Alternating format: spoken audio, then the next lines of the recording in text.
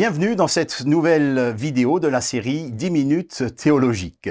Les morts peuvent-ils communiquer et aider les vivants? On peut aussi poser la question différemment, à savoir est-ce qu'il est possible d'entrer en relation avec le monde des morts? C'est la question à laquelle je me propose de répondre dans cette capsule vidéo. En Europe, très peu de personnes croient à l'idée de vie éternelle, en tout cas telle que le Nouveau Testament en parle.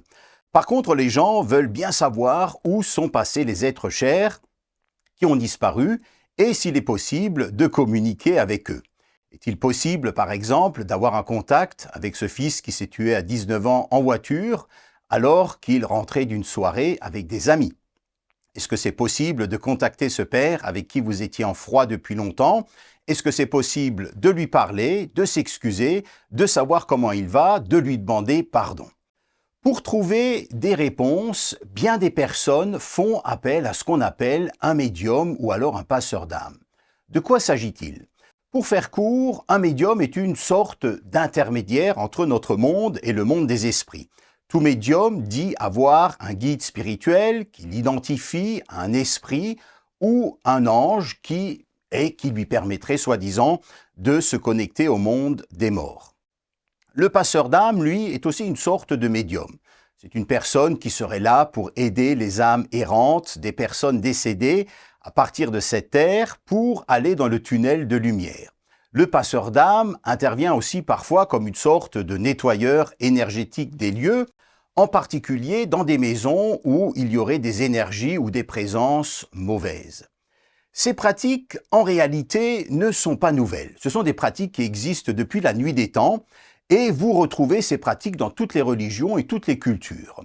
Au cours de ces 3 dernières années, pendant et suite à la crise du Covid, ces croyances ont d'ailleurs connu un essor sans précédent, notamment sur les réseaux sociaux. Que faut-il en penser? Les morts peuvent-ils réellement communiquer avec les vivants, comme l'affirment les médiums et autres personnes qui s'intéressent au paranormal? Que dit la Bible à ce sujet? Eh bien, je vous propose de voir 3 points de repère. Premier point de repère, que se passe-t-il lorsqu'une personne décède?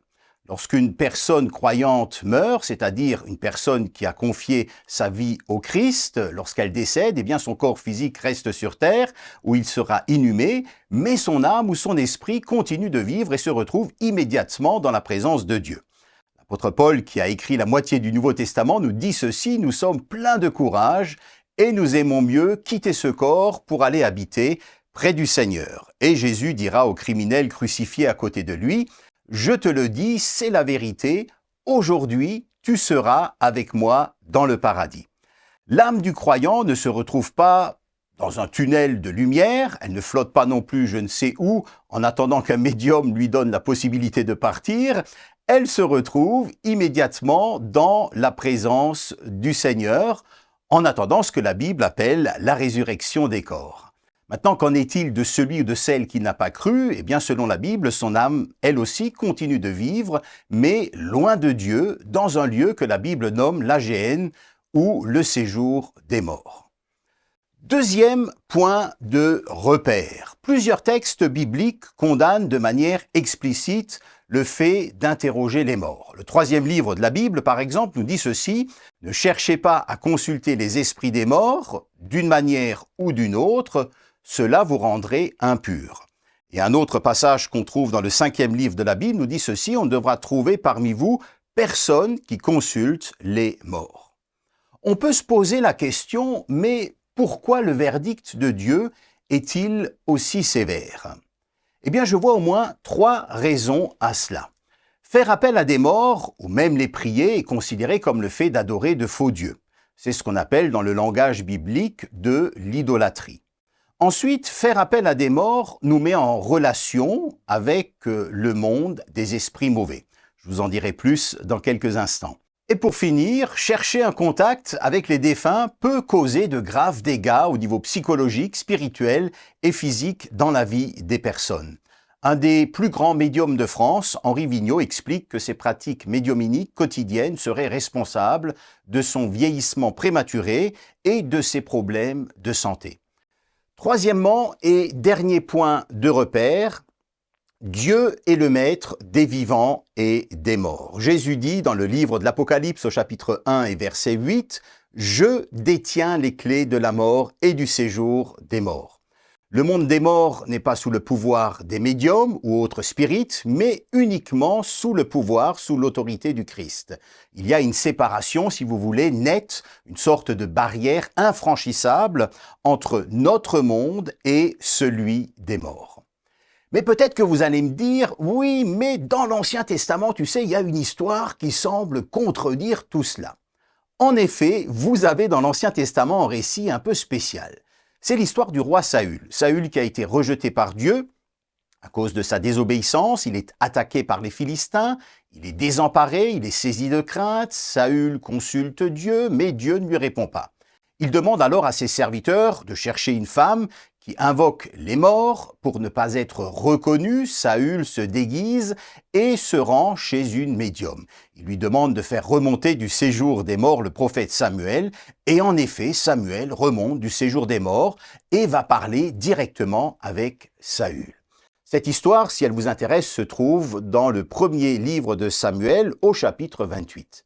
Les médiums et autres spirites connaissent bien cette histoire et ils l'utilisent parfois pour justifier leurs pratiques. Que faut-il en penser? Eh bien, vous avez deux grandes interprétations. La première consiste à dire qu'il s'agit ici d'un cas classique de médiumnité, à savoir que c'est un mauvais esprit qui se fait passer pour le prophète Samuel et qui parle à travers la médium. C'était Luther, le réformateur, qui pensait cela. Et puis l'autre interprétation, la plus répandue, celle qu'on retrouve dans le milieu évangélique, celle à laquelle je souscris, voit dans cet épisode une réelle apparition du prophète Samuel. Vous avez d'ailleurs plusieurs indices dans le texte qui semblent confirmer cette interprétation. Saül s'entretient directement avec Samuel, alors que dans une séance spirit classique, eh bien, l'esprit communique et parle via le médium. Ensuite, la voyante ou médium va être saisie d'effroi. Le texte biblique nous dit que lorsque la femme vit Samuel, elle poussa un grand cri. Et puis ensuite, la séance ne se passe pas du tout comme c'était prévu, puisque cette femme est dépassée par les événements. Si vous voulez, vous avez là autant d'indices qui nous montrent qu'il s'agit en réalité d'un cas atypique, exceptionnel. Dieu est le maître du jeu, il fait ce qu'il veut. Le principe général est qu'il ne faut pas invoquer les morts. Ici, nous avons le seul cas dans toute la Bible où c'est possible. Mais si c'est rendu possible, ce n'est pas à cause de la voyante, mais parce que Dieu l'a permis. On notera aussi au passage que cette apparition aura de terribles conséquences puisque Saül va mourir. Cela est d'ailleurs confirmé dans le premier livre des Chroniques au chapitre 10, versets 13 et 14, où il nous est dit ceci, « Saül est mort parce qu'il n'a pas été fidèle au Seigneur, il n'a pas obéi à ses commandements, il est même allé jusqu'à consulter une personne qui interroge les morts. C'est pourquoi, dit le texte biblique, le Seigneur l'a fait mourir. » Ce passage est donc en réalité non pas un texte qui encourage à consulter les morts, mais au contraire qui condamne ces pratiques. Vous me direz, mais que se passe-t-il alors lorsqu'un soi-disant mort communique dans l'esprit d'une personne ou par un médium? Eh bien, l'interprétation communément admise par l'ensemble des confessions chrétiennes consiste à dire qu'en réalité, ce ne sont pas les morts qui parlent, mais des esprits démoniaques qui prennent l'apparence des morts. Et en effet, pour eux, ce n'est pas compliqué puisqu'ils ne sont pas mortels. Ils connaissent la vie de ceux qui ont vécu, en particulier ceux qui ont ouvert des portes sur le monde occulte. Donc, pour eux, c'est facile de révéler certains éléments d'information. C'est d'ailleurs Tertullien, un père de l'Église, qui déjà au second siècle de notre ère disait ceci, « Ce ne sont pas des morts qui nous parlent, mais en réalité, ce sont des démons. » Les morts peuvent-ils communiquer et aider les vivants ? Eh bien non, pour les trois raisons que nous avons vues. Premièrement, il y a une barrière infranchissable entre le monde des vivants et le monde des morts. Deuxièmement, la Bible interdit cela, c'est de l'idolâtrie, c'est dangereux aussi pour notre santé psychique et physique, ça nous met en relation avec les démons. Et puis troisièmement, Dieu est le maître du monde des morts. Par conséquent, nous pouvons lui faire parfaitement confiance. Nous n'avons pas besoin de chercher à avoir contact avec nos chers, nous n'avons pas besoin de les prier, de les appeler. Dieu s'occupe aussi bien du monde des vivants que du monde des morts.